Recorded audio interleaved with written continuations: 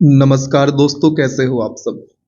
दोस्तों, हमारी कंप्यूटर की वीडियो सीरीज का यह जो वीडियो है उसमें हम कंप्यूटर वायरस के बारे में डिस्कशन करने वाले हैं। तो चलिए शुरुआत करते हैं। दोस्तों, कंप्यूटर वायरस दोषपूर्ण सॉफ्टवेयर प्रोग्राम है जो डाटा को खराब या नष्ट करने का कार्य करता है। दोस्तों, ध्यान रखना है आपको, जो कंप्यूटर वायरस है वह भी एक सॉफ्टवेयर प्रोग्राम है। इस बात को आपको ध्यान रखना है। इसका पूरा नाम vital information resources under seize होता है। आपको फुल फॉर्म भी ध्यान रखना है, बहुत महत्वपूर्ण है, काफ़ी एग्जाम्स में से पूछा जा चुका है। Vital information resources under seize, आपको वायरस का फुल फॉर्म ध्यान रखना है। फिर दोस्तों, कंप्यूटर जो वायरस होते हैं वह हार्डवेयर को प्रभावित नहीं करते। आपके एग्जाम में प्रश्न आएगा, कंप्यूटर वायरस प्रभावित करते हैं। Option number A software, option number B hardware, option number C दोनों, ऑप्शन नंबर डी इनमें से कोई नहीं। तो आपके लिए दोस्तों सॉफ्टवेयर वाले ऑप्शन पर टिक करना है। सॉफ्टवेयर और हार्डवेयर दोनों पर टिक नहीं करना, क्योंकि जो कंप्यूटर वायरसेस होते हैं वो हार्डवेयर को प्रभावित नहीं करते। दोस्तों, इस बात का आपको ध्यान रखना है। इसके अलावा जो वायरस शब्द है उसका सर्वप्रथम प्रयोग फ्रेड कोहेन ने किया था। इनका नाम यदि आपको लगे तो इनका नाम भी आप ध्यान रखें। फ्रेड कोहेन ने सबसे पहले वायरस शब्द का उपयोग किया था। एग्जाम हेल्प की यदि हम बात करें तो आपको यहाँ पर बताया जा रहा है कि सभी वायरस मालवेयर होते हैं, लेकिन सभी मालवेयर वायरस नहीं होते। मतलब मालवेयर का दायरा वायरसेस से बढ़ा है। आप इस वेन डायग्राम में देखें, वायरस मालवेयर के अंदर दर्शाए गए हैं कि जितने भी वायरसेस हैं वो सभी मालवेयर तो हैं, लेकिन कुछ ही मालवेयर हैं जो वायरस के अंतर्गत शामिल होते हैं। मतलब मालवेयर वायरस के अलावा भी बहुत कुछ होते हैं। इसकी चर्चा हमें आगे करनी है। तो चलिए हम शुरुआत करते हैं वायरसेस से, उसके प्रकारों से। सबसे पहले हम देखेंगे बूट सेक्टर वायरस। दोस्तों, बूट सेक्टर वायरस ऐसे वायरस होते हैं जो हार्ड डिस्क या फ्लॉपी डिस्क में बूट रिकॉर्ड को संक्रमित करते हैं। ध्यान रखना है आपको, बूट सेक्टर वायरस का काम क्या होता है या क्या काम करते हैं या किस प्रकार से नुकसान पहुंचाते हैं। तो boot sector virus hard disk या फ्लॉपी डिस्क में जो बूट रिकॉर्ड है उसको संक्रमित कर देते हैं।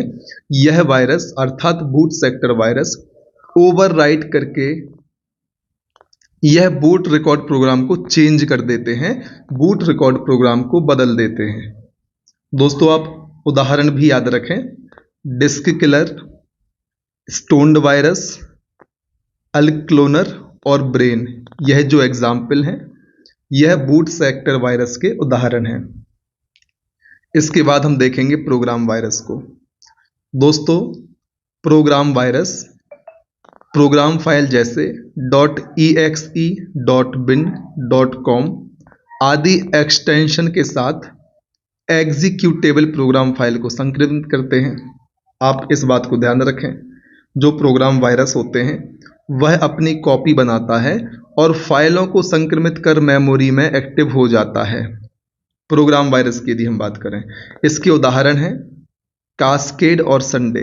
ध्यान रखें, कास्केड और संडे प्रोग्राम वायरस के उदाहरण हैं। फिर हमें चर्चा करनी है ब्राउज़र हाईजैक वायरस की। यह वायरस ब्राउज़र को संक्रमित करता है। ब्राउज़र हाईजैक वायरस उसके नाम से ही समझ आ रहा है, वेब ब्राउज़र को संक्रमित करता है, जिससे यह विभिन्न फर्जी वेबसाइटों तक पहुंचाता है। वेब ब्राउज़र को संक्रमित कर देता है और फिर वेब ब्राउज़र दोस्तों हमें या यूज़र को फर्जी वेबसाइट तक पहुंचाता है। ब्राउज़र हाईजैक वायरस के उदाहरण हैं स्वीट पेज और आस्क टूक बार। आपको ध्यान रखना है दोस्तों, आस्क टूक बार यहाँ पर लिखा हुआ है। फिर हमें चर्चा करनी है मैक्रो वायरस की। दोस्तों, यह वायरस किसी डॉक्यूमेंट या टेम्पलेट को संक्रमित करता है। मैक्रो वायरस किसी डॉक्यूमेंट या टेम्पलेट को संक्रमित करता है। यह वायरस स्वयं को डॉक्यूमेंट से जोड़े रखता है। यदि डॉक्यूमेंट्स दूसरे कंप्यूटर पर खोले जाते हैं तो उन कंप्यूटर में भी संक्रमण फैलाता है। कौन सा वायरस दोस्तों? Macro virus. क्या करता है? डॉक्यूमेंट या टेम्पलेट्स को संक्रमित करता है। और यदि आप उन डॉक्यूमेंट को किसी दूसरे डिवाइस में ओपन करते हैं, किसी दूसरे कंप्यूटर में ओपन करते हैं, तो उस कंप्यूटर में भी संक्रमण फैलाता है मैक्रो वायरस। अब हमें बात करनी है एनक्रिप्ट वायरस की। दोस्तों, इस प्रकार के वायरस इनक्रिप्टेड कोड का प्रयोग करते हैं। नाम से ही समझ आ रहा है, इनक्रिप्ट वायरस इनक्रिप्टेड कोड का उपयोग करते हैं। एंटीवायरस सॉफ्टवेयर को इनका पता लगाना कठिन होता है क्योंकि यह इनक्रिप्टेड होते हैं, अपने वास्तविक रूप में नहीं दिखते, जिस कारण से दोस्तों जो एंटीवायरस होते हैं उन्हें एनक्रिप्टेड वायरस को खोजने में, पता लगाने में मुश्किल का सामना करना पड़ता है। इसके बाद हमें बात करनी है पॉलीमॉर्फिक वायरस की।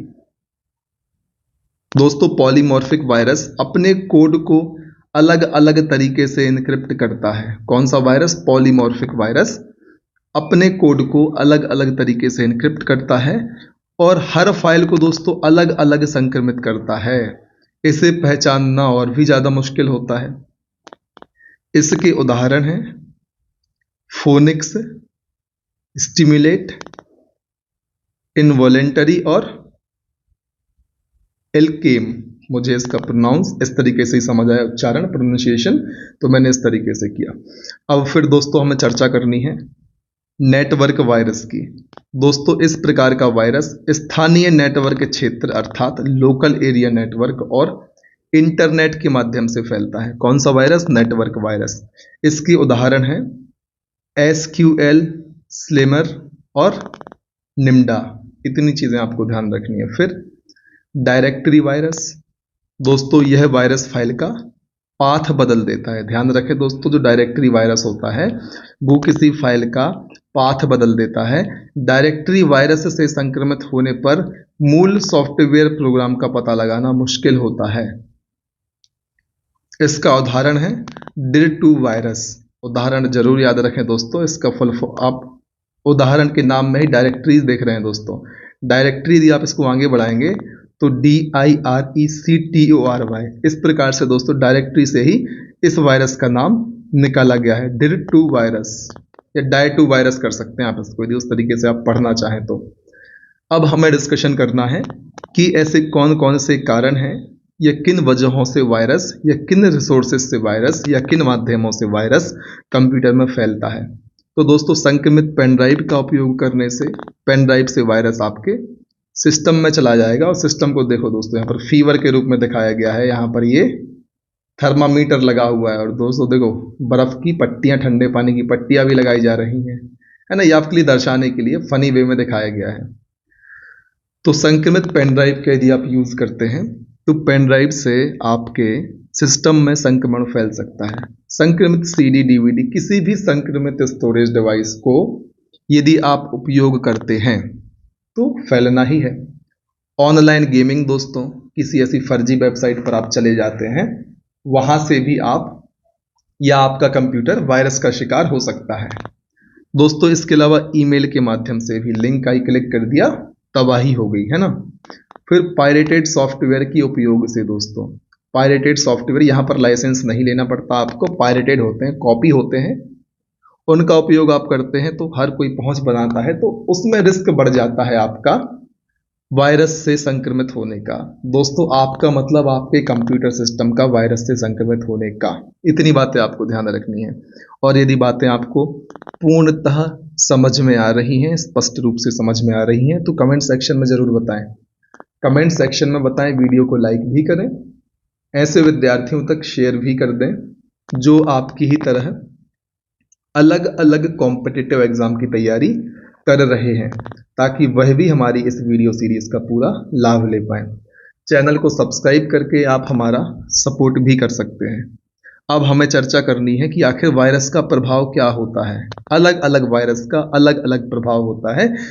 क्योंकि वो अलग अलग तरीके से कंप्यूटर को इफेक्ट करते हैं, लेकिन पूरी कार्य प्रणाली प्रभावित होती है क्योंकि सारी कार्य प्रणाली जुड़ी होती है आपस में।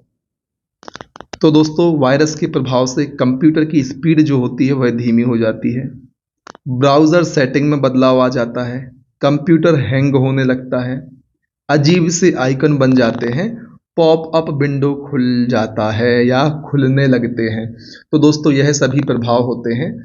यदि आपके एग्जाम में जनरल प्रश्न बनता है तो ऐसे प्रश्न भी बन जाते हैं कि निम्न में से क्या वायरस का प्रभाव नहीं होता। 4 विकल्प में से 3 विकल्प ऐसे होंगे जिसमें वायरस का प्रभाव दिया होगा, एक विकल्प ऐसा होगा जिसमें वायरस का प्रभाव नहीं होगा, या कारण दिए होंगे, कौन सा कारण है जिससे वायरस फैलते हैं या नहीं फैलते। किसी भी प्रकार से प्रश्न बन सकते हैं, तो आपको हर प्रकार के प्रश्न के उत्तर को बनाने के लिए तैयार रहना पड़ेगा।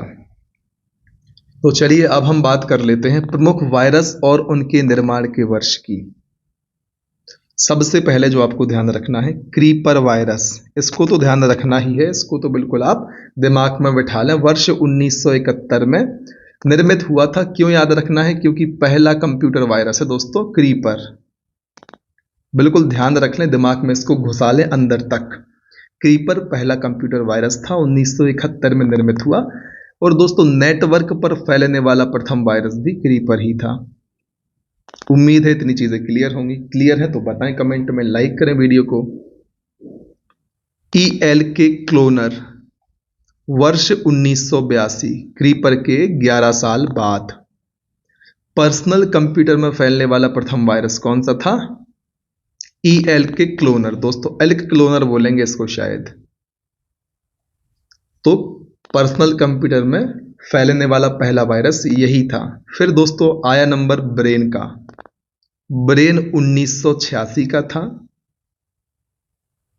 कॉपी प्रोटेक्शन के रूप में डिजाइन वायरस दोस्तों पाकिस्तान में निर्मित था और पहला बूट सेक्टर वायरस था। कौन सा? ब्रेन। याद रखें दोस्तों, पहला बूट सेक्टर वायरस था ब्रेन। पर्सनल कंप्यूटर में फैलने वाला पहला वायरस था एल्क क्लोनर। नेटवर्क पर फैलने वाला पहला वायरस था क्रीपर।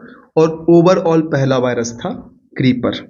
क्रीपर को 2 रूप में आप याद रखें, पहला कंप्यूटर वायरस भी था और नेटवर्क पर फैलने वाला पहला वायरस था। अब चर्चा करनी है जेरूसलम की।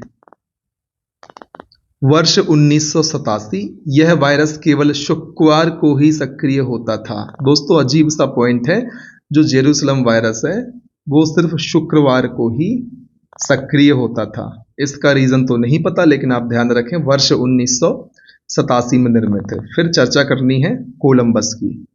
वर्ष 1989, कोलंबस वायरस को डेटा क्राइम तथा 13 अक्टूबर के नाम से भी जाना जाता है। अब तो सीधा प्रश्न बनेगा कि डेटा क्राइम का संबंध किससे है, या 13 अक्टूबर क्या है।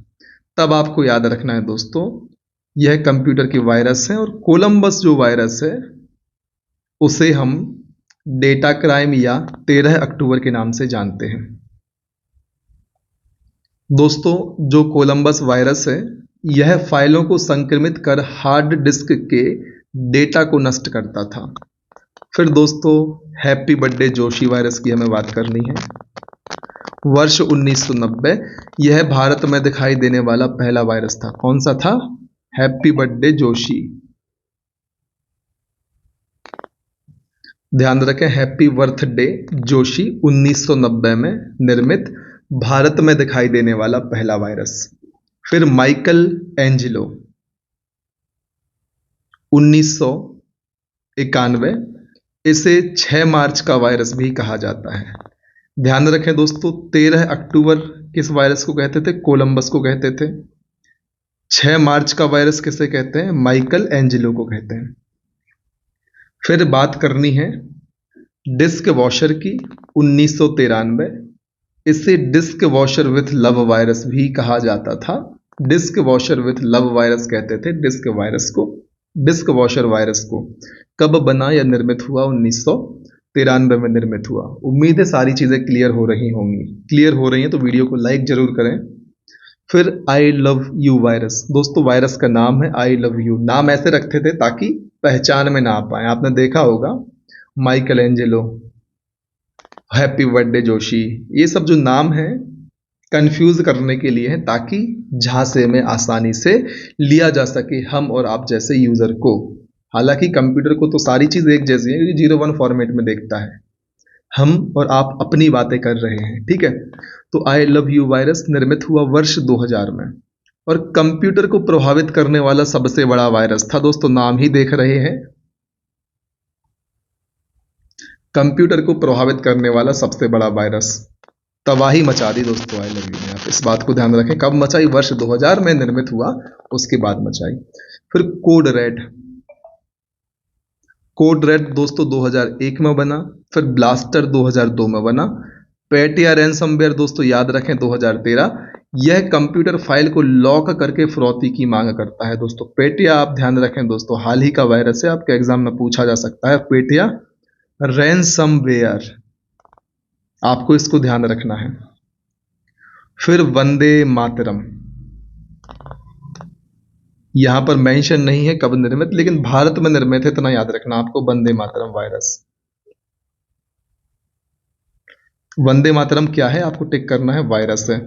फिर मैक मैग, दोस्तों यह वायरस आपके मॉनिटर पर शांति संदेश देकर समाप्त हो जाता था। Mac Mag virus. हमने चर्चा करी वायरसेस की, अब हमें बात करनी है एंटीवायरस की।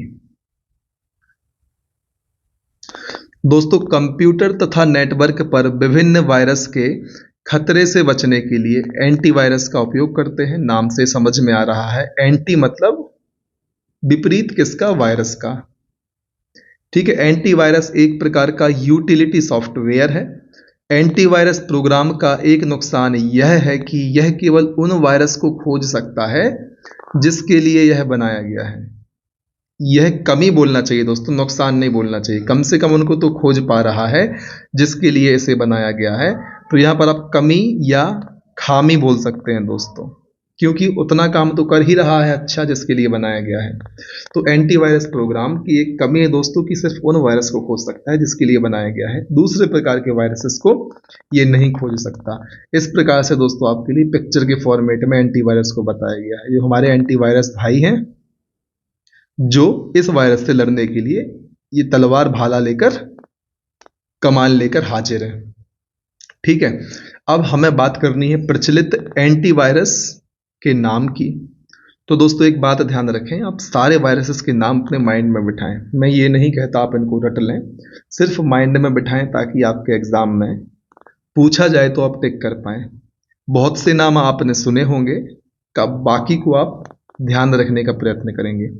दोस्तों एवीजी एंटीवायरस है, एवीजी अवीरा, अवस्थ, बुलगार्ड, दोस्तों नाम से ही समझ आ रहा है, जी डेटा, ऐप सिक्योर, पांडा, मैकेफी तो आपने सुना होगा, नॉर्ट्रॉन भी आपने सुना होगा, नेट प्रोटेक्टर सुना होगा, क्विक हील सुना होगा, ट्रेंड माइक्रो सुना होगा, पता नहीं, सुन भी सकते हो नहीं भी सुन सकते, व्यक्ति विशेष के ऊपर है। लेकिन दोस्तों इनके नाम तो आपने सुने होंगे, Net Protector, Quick Heal, McAfee, इन तीन के नाम तो आपने सुने ही होंगे। जिसने किसी का नाम नहीं सुना उसने नेट प्रोटेक्टर, क्विक हील का नाम तो सुना ही होगा, नहीं तो फिर उसने टीवी कभी देखा नहीं होगा, ठीक है। तो दोस्तों ये नाम है एंटीवायरस के, इनको आपको ध्यान रखना है। AVG Avira, Avast, BullGuard, G Data, app secure, McAfee, Panda, Norton, Net Protector, Quick Heal और ट्रेंड माइक्रो, यह एंटीवायरसेस के नाम है, ना कि प्रकार, है ना। अब कंप्यूटर सुरक्षा के उपाय, सारे कॉमन सेंस वाले हैं, एक एक करके विस्तार से भी चर्चा करनी है। पहले सिर्फ हम आउटलाइन को देख लेते हैं, हेडिंग्स की बात कर लेते हैं। पासवर्ड के द्वारा, एंटीवायरस के द्वारा, फायरवॉल के द्वारा, इंक्रिप्शन डिक्रिप्शन के द्वारा, क्रिप्टोग्राफी के द्वारा, पैच के द्वारा, डिजिटल सिग्नेचर के द्वारा, बायोमेट्रिक और कैप्चा के द्वारा आप अपने कंप्यूटर को सिक्योर कर सकते हैं, या फिर अपने नेटवर्क को, साइट को सिक्योर कर सकते हैं इन सारी चीज़ों का उपयोग करके। तो एक एक करके विस्तार से इनकी चर्चा भी हमें करनी है। हम शुरुआत करेंगे पासवर्ड से। तो दोस्तों किसी कंप्यूटर और नेटवर्क को सुरक्षित रखने के लिए हम पासवर्ड का उपयोग करते हैं। दो प्रकार के होते हैं, वीक पासवर्ड और स्ट्रॉन्ग पासवर्ड। दोस्तों वीक पासवर्ड में क्या होता है, अल्फ़ाबेट और हम नंबर का उपयोग कर लेते हैं, मतलब ए से जेड तक और 0 से 9 तक के जो अंक होते हैं उनका उपयोग करते हैं। इन्हें आसानी से याद किया जा सकता है, जैसे जन्म दिवस किसी का है, फ़ोन नंबर। यदि इस तरीके से आप पासवर्ड बनाते हैं तो वो वीक पासवर्ड में आएंगे। स्ट्रॉन्ग पासवर्ड में दोस्तों आप अल्फ़ाबेट तो यूज़ करेंगे ए से जेड तक, नंबर भी 0 से 9 तक के यूज़ करेंगे, साथ ही साथ special character @ hash, star, equal, slash, dash, इन सभी चीज़ों का भी उपयोग करेंगे। तो दोस्तों जब इन सबको मिलाकर संयुक्त रूप से आप पासवर्ड बनाएंगे तो उसे कहेंगे स्ट्रॉन्ग पासवर्ड। उम्मीद है सारी चीज़ें क्लियर होंगी। ऐसा ही आपको नीचे मेंशन मिलेगा, अल्फ़ाबेट्स, नंबर्स, स्पेशल संकेतों का कॉम्बिनेशन जिसे तोड़ पाना बेहद मुश्किल होता है। आप उदाहरण देख सकते हैं दोस्तों, यहाँ पर स्पेशल कैरेक्टर है, एक्सक्लेमेटरी मार्क, यहाँ पर अल्फ़ाबेट है, कैपिटल स्मॉल दोनों में, फिर से @Q और 9, सारी चीज़ों का मिश्रण करके यहाँ पर पासवर्ड बनाया गया। उम्मीद है आपने भी इसी तरीके से पासवर्ड अलग अलग चीज़ों के लिए, फेसबुक, जीमेल, अलग अलग चीज़ों के लिए बना के रखे होंगे ताकि उनको तोड़ना मुश्किल हो। और यदि आपने ऐसा नहीं किया तो आप भी स्ट्रॉन्ग पासवर्ड को क्रिएट करें ताकि आपके साथ किसी भी प्रकार की अनहोनी इस पर्टिकुलर चीज़ को लेकर तो ना ही हो। फिर दोस्तों हम बात करेंगे एंटीवायरस की। कंप्यूटर तथा नेटवर्क पर विभिन्न वायरस के खतरे से बचने के लिए हम इनका उपयोग कर लेते हैं। दोस्तों एंटीवायरस प्रोग्राम की एक कमी यह है कि यह केवल उन वायरसेस को खोज सकता है जिसके लिए बनाया गया। प्रमुख antivirus Norton, Net Protector, McAfee, Quick Heal, ये सभी, और बाकी हमने AVG, अवीरा, इन सब की चर्चा भी की थी जिनको आपको ध्यान रखना है। फिर दोस्तों फायरवॉल पर हम आते हैं। कंप्यूटर सिस्टम को उसके ऑपरेटिंग सिस्टम के द्वारा दिया गया सुरक्षा कवच फायरवॉल होता है। दोस्तों याद रखें, जो फायरवॉल होता है वह ऑपरेटिंग सिस्टम द्वारा दिया गया सुरक्षा कवच होता है। बाहरी आक्रमण से नेटवर्क को बचाने का तरीका फायरवॉल कहलाता है। यह सॉफ्टवेयर और हार्डवेयर दोनों प्रकार का हो सकता है। यह कंप्यूटर में अनाधिकृत एक्सेस को रोकता है। और दोस्तों यह पैकेट फिल्टर के रूप में काम करता है। याद रखें, फायरवॉल हार्डवेयर और सॉफ्टवेयर दोनों प्रकार का हो सकता है और अनाधिकृत एक्सेस को रोकता है। अनऑथराइज्ड, या जिसको अधिकार प्राप्त नहीं है एक्सेस करने का, उसको एक्सेस करने से रोकता है। और पैकेट फिल्टर के रूप में काम करता है, जो भी ट्रैफिक आ रहा है उसको फिल्टर करता है, किसको भेजना है किसको नहीं भेजना। इस प्रकार से देख सकते हैं, ये फायरवॉल बताने का प्रयास किया गया है, जो भी ट्रैफिक जा रहा है किसको एक्सेस देना है किसको वापस भेजना है, ये सारी चीजें करने का काम, यह काम कौन करता है, फायरवॉल करता है। अब बात करनी है बायोमेट्रिक की। किसी व्यक्ति की पहचान करने के लिए बायोलॉजिकल डाटा क्या होता है, फिंगरप्रिंट। एक सेकंड दोस्तों, यहां पर कुछ मिस्टेक हो रही है ना।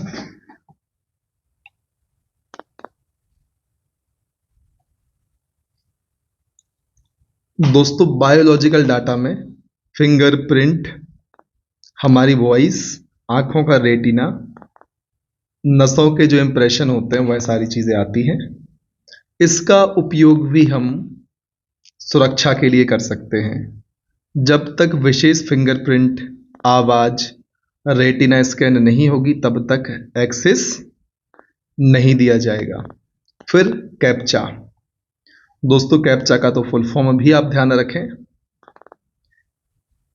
Completely automated public Turing test to tell computers and humans apart होता है। इसको आप ध्यान रख लें, आपके एग्जाम में पूछा जाएगा तो आपको सिर्फ टिक करना है ना। इसका उपयोग वेबसाइट को स्पैमर से बचाने के लिए किया जाता है। कैप्चा से यह पता किया जाता है कि जो यूजर है वह ह्यूमन है, कोई मशीन रोबोट तो नहीं है। इस बात को आप ध्यान रखें। फिर हमें बात करनी है इनक्रिप्शन की। मूल संदेश को कूट भाषा में बदलने की प्रक्रिया इनक्रिप्शन कहलाती है। इसमें मूल संदेश को सामान्य टेक्स्ट और गुप्त कोड से सिफर टेक्स्ट कहा जाता है। जो इनक्रिप्शन होता है दोस्तों, उसमें मूल संदेश को सामान्य टेक्स्ट और गुप्त कोड को सिफर कहा जाता है, सिफर टेक्स्ट कहा जाता है। ध्यान रखें, आप किसी को संदेश भेजना चाहते हैं, एक चीज और देख लें पहले आप, इनक्रिप्शन को भेजने वाले, इनक्रिप्शन जो होता है वो भेजने वाले या सेंडर की तरफ से होता है। फॉर एग्जाम्पल, ए एक व्यक्ति है और एक व्यक्ति बी है। ए बी के लिए कोई संदेश भेजना चाहता है, संदेश में उसने CDE लिखा। अब यदि ए इसको इनक्रिप्ट करके भेजेगा तो यह ऐसा हो जाएगा, बीच में यदि कोई इसको लीक करने का प्रयास करता है तो उसको इस रूप में नहीं दिखेगा। इनक्रिप्टेड करने पर यह गुप्त कोड में परिवर्तित हो जाएगा और जैसे ही बी को मिलेगा तो वहां पर फिर से डिक्रिप्ट हो जाएगा। आप यहां पर देख सकते हैं, एक व्यक्ति ए ने संदेश भेजा, बाबू खाना खाया। यहां पर इनक्रिप्शन के बाद संदेश दोस्तों इस गुप्त कोड में परिवर्तित हो गया। इस गुप्त कोड को कहा जाता है सिफर टेक्स्ट, और जो संदेश ए के द्वारा टाइप किया गया था इनक्रिप्शन के पहले, उसे कहते हैं सामान्य टेक्स्ट। फिर दोस्तों डिक्रिप्शन क्या होता है? डिक्रिप्शन कुछ नहीं होता, जो सामान्य टेक्स्ट को हमने सिफर टेक्स्ट में एनक्रिप्ट किया था उसको फिर से सामान्य टेक्स्ट में बदलना डिक्रिप्शन कहलाता है। कूट भाषा में जो मूल संदेश था उसे फिर से बदलने के लिए, जो कूट भाषा को फिर से मूल संदेश में बदलने की प्रक्रिया डिक्रिप्शन कहलाती है। सिफर टेक्स्ट को सामान्य टेक्स्ट में बदलने की प्रक्रिया को हम डिक्रिप्शन कहते हैं, हमने चर्चा कर ली है। दोस्तों यह प्राप्त करने वाले या रिसीवर की तरफ से होता है। हमने देखा कि इनक्रिप्शन किसकी साइड से होता था? सेंडर की साइड से होता था। जो डिक्रिप्शन होगा रिसीवर की साइड से होगा। आप देख सकते हैं ये हमारा सिफर टेक्स्ट है, इसको डिक्रिप्ट किया गया, फिर से वही मूल संदेश बाबू खाना खाया आ गया। यहां पर कुछ भी हो सकता है, आप अपने हिसाब से देखें। क्रिप्टोग्राफी की बात अब हमें करनी है। दोस्तों इनक्रिप्शन और डिक्रिप्शन को जब हम यूज करते हैं एक साथ तो उसे हम कहते हैं क्रिप्टोग्राफी। मतलब इनक्रिप्ट और डिक्रिप्ट करने की जो प्रक्रिया होती है उसको हम संयुक्त रूप से कह देते हैं क्रिप्टोग्राफी। फिर अब हमें बात करनी है पैच की। दोस्तों पैच क्या होता है? किसी सॉफ्टवेयर में मौजूद कमियों को दूर करने के लिए सॉफ्टवेयर कंपनियों द्वारा समय समय पर जारी किए गए छोटे सॉफ्टवेयर प्रोग्राम को पैच कहते हैं। फॉर एग्जाम्पल, कोई सॉफ्टवेयर बनाया गया, हर चीज अपने आप में परफेक्ट नहीं होती, यह सॉफ्टवेयर भी परफेक्ट नहीं था, छोटी छोटी कमी थी, कोई ऑप्शन नहीं थे, कुछ नहीं था, कुछ कमियां थी, सीधी बात यह है। उन कमियों को दूर करने के लिए समय समय पर कंपनी छोटे छोटे सॉफ्टवेयर्स बनाती है, उसके साथ अटैच करती है, उसे हम पैच कहते हैं, ताकि उन कमियों को दूर किया जा सके। फिर दोस्तों बात करेंगे डिजिटल सिग्नेचर की। डिजिटल सिग्नेचर क्या होता है? ऑनलाइन डॉक्यूमेंट को इलेक्ट्रॉनिक तरीके से वेरीफाई करने के लिए डिजिटल सिग्नेचर का उपयोग करते हैं। दोस्तों यह हाथ से किए गए सिग्नेचर की तरह होता है, किंतु अधिक विश्वसनीय और सुरक्षित होता है। यह डॉक्यूमेंट के ओरिजिनल होने को सुनिश्चित करता है, ओरिजिनलिटी को बताता है डिजिटल सिग्नेचर। अब हमें चर्चा करनी है हैकर के प्रकार की। तो दोस्तों हैकर के प्रकार में white hat hacker, black hat hacker, grey hat hacker, blue hat hacker, green hat hacker और रेड हैट हैकर शामिल हैं। एक एक करके हम इनकी चर्चा कर लेते हैं। आपको पता होना चाहिए किस हैकर का क्या काम होता है, इससे एग्जाम में प्रश्न बनता है। तो दोस्तों सबसे पहले देखते हैं व्हाइट हैट हैकर को। इसे एथिकल हैकर भी कहते हैं, मतलब बढ़िया काम करने वाला जो हैकर है उसे हम कहेंगे एथिकल हैकर। यह क्या करता है दोस्तों? नेटवर्क की कमजोरियों को पता लगाने के लिए इसका हम यूज करते हैं। इन्हें सरकार या किसी संस्था के द्वारा रखा जाता है। इस श्रेणी के हैकर अच्छे कार्य के लिए हैकिंग करते हैं, इसलिए एथिकल हैकर इनको हम कहते हैं। अब बात करने वाले हैं ब्लैक हैट हैकर की। इन्हें क्रैकर्स भी कहा जाता है। सीधा प्रश्न बनता है एग्जाम में, क्रैकर्स निम्न में से किसे कहते हैं? तो आपको टिक करना है, ब्लैक हैट हैकर को क्रैकर्स कहा जाता है। इस श्रेणी में आने वाले हैकर्स गैर कानूनी कार्य करते हैं। यह नेटवर्क की सुरक्षा पद्धति में अनाधिकृत सॉफ्टवेयर द्वारा पासवर्ड प्राप्त कर अवैध कार्य करते हैं। ये आर्थिक लाभ या अपराध के लिए ऐसे कार्य करते हैं। कौन? ब्लैक हैट हैकर या क्रैकर। फिर अब चर्चा करनी है ग्रे हैट हैकर की। दोस्तों इस श्रेणी की हैकर ब्लैक हैट हैकर और व्हाइट हैट हैकर का मिश्रण होते हैं, कभी अच्छे काम कभी बुरे काम, ठीक है। यही चीज़ यहाँ लिखी हुई है। फिर ब्लू हैट हैकर, याद रखें ग्रे हैट हैकर में दोनों कॉमन है। अच्छे काम भी कर सकते हैं, बुरे काम भी कर सकते हैं, समय अनुकूल परिवर्तन कर सकते हैं, सीधी सीधी बात ये है ना। अब ब्लू हैट हैकर दोस्तों, सॉफ्टवेयर को उपयोग से पहले उसकी कमियों को उजागर कर सही करने वाले हैकर ब्लू हैट हैकर कहलाते हैं। कोई सॉफ्टवेयर बना, उस सॉफ्टवेयर की कमियों को उजागर करने के लिए ये हैकिंग करते हैं और उजागर करके उन कमियों को दूर करवाते हैं, ब्लू हैट हैकर। यह अक्सर फ्रीलांसर होते हैं जो किसी संस्था के लिए कार्य नहीं करते। फिर ग्रीन हैट हैकर की हम बात करते हैं। इसे प्री हैकर भी कहते हैं दोस्तों, याद रखें। प्री हैकर किसे कहते हैं? ग्रीन हैट हैकर को प्री हैकर कहते हैं। ऐसे हैकर जो अभी हैकिंग सीख रहे हैं ग्रीन हैट हैकर कहलाते हैं दोस्तों। प्री हैकर से तो समझ में ही आ रहा है, प्री मतलब पहले, मतलब शुरुआती दौर में। तो जो अभी सीख रहे हैं उनको हम प्री हैकर या ग्रीन हैट हैकर कहते हैं। फिर रेड हैट हैकर्स दोस्तों, इनका उद्देश्य व्हाइट हैट हैकर के समान होता है, एथिकल हैकर के समान होता है। तो आप रेड को व्हाइट के साथ देखें। जो ग्रे हैकर हैं वो एथिकल और अनएथिकल दोनों, व्हाइट और ब्लैक हैट हैकर दोनों की तरह काम करते हैं। जो ग्रीन हैकर हैं दोस्तों वो नए हैकर होते हैं जो हैकिंग सीख रहे होते हैं, यानी हम प्री हैकर भी कहते हैं। ठीक है, उम्मीद है इतनी चीजें आपको क्लियर होंगी। अब महत्वपूर्ण शब्दावली की हम बात कर लेते हैं इस टॉपिक के संबंध में। सबसे पहले बात करने वाले हैं प्रॉक्सी सर्वर क्या होता है। दोस्तों इसे प्रॉक्सी या एप्लीकेशन लेवल गेट भी कहा जाता है। सीधा प्रश्न आएगा, एप्लीकेशन लेवल गेट किसे कहते हैं? तो प्रॉक्सी सर्वर को एप्लीकेशन लेवल गेट कहते हैं। यह यूजर और सर्वर के मध्य फिल्टर का काम करता है। कौन दोस्तों? यूजर और सर्वर के मध्य फिल्टर का काम करता है प्रॉक्सी सर्वर दोस्तों। यूजर और सर्वर के मध्य फिल्टर का काम करता है प्रॉक्सी सर्वर। ध्यान रखें, यूजर सर्वर के मध्य फिल्टर का काम प्रॉक्सी सर्वर। यह नेटवर्क के सही एड्रेस को छिपाता है और नेटवर्क में आने जाने वाले सभी संदेशों की जांच करता है। कौन? Proxy server. इतनी चीजें आप ध्यान रखें। फिर बात करनी है एप्लीकेशन गेटवे की। कुछ विशिष्ट एप्लीकेशनों पर सुरक्षा कार्यविधि को लागू करता है कौन? Application gateway. इन विशिष्ट एप्लीकेशनों में फाइल ट्रांसफर प्रोटोकॉल तथा टेलनेट सेवाएं आदि शामिल होती हैं। फिर दोस्तों टाइम बम क्या होता है? यह सॉफ्टवेयर का हिस्सा है जो किसी विशेष समय, घटना या तारीख को सक्रिय होता है। नाम से समझ में आ रहा है, टाइम बम, टाइम पर सक्रिय होने वाला। किसी विशेष समय, घटना या तारीख पर सक्रिय होता है टाइम बम। इतनी चीजें आपको ध्यान रखनी है।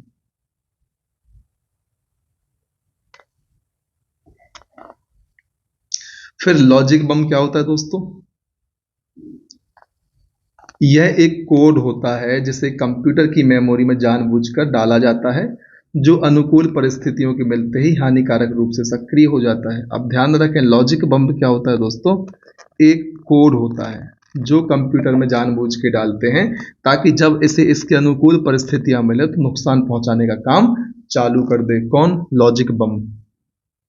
इसके बाद हमें चर्चा करनी है अवेज ड्रॉपिंग की। दोस्तों इसमें अटैकर्स भेजे जाने वाले संदेशों की निगरानी करता है। इसे भी आप ध्यान रख लें, नया शब्द है अवेज ड्रॉपिंग। दोस्तों उच्चारण आप देख लें इसका, लेकिन आप ध्यान रखें जो ये शब्द है इसमें अटैकर्स भेजे जाने वाले संदेशों की निगरानी करता है। दोस्तों अंत में बात करेंगे छद्मवेश की। इसमें अटैकर्स वैलिड यूजर होने का, ऑथराइज्ड यूजर होने का नाटक करते हैं और अवैध रूप से विशेष अधिकार प्राप्त करते हैं। किसमें? छद्मवेश में। दोस्तों इसको इस प्रकार से भी लिख सकते हैं और इस प्रकार से भी लिख सकते हैं। छद्मवेश क्या होता है दोस्तों? इसमें अटैकर जो होते हैं वैलिड यूजर होने का नाटक करते हैं और अवैध रूप से विशेष अधिकार प्राप्त कर लेते हैं। तो दोस्तों इस वीडियो में इतना ही। यदि आपको हमारे इस वीडियो से आपके एग्जाम की तैयारी में किसी भी प्रकार का लाभ होता है तो हमारा सपोर्ट करें, हमारे वीडियोस को लाइक करके, अन्य विद्यार्थियों तक शेयर करके, चैनल को सब्सक्राइब करके। मैंने अपनी जिम्मेदारी को निभाया वीडियो बना के। आप इतना करें और अपने नैतिक दायित्वों का निर्वहन करें। जय हिंद, वंदे मातरम।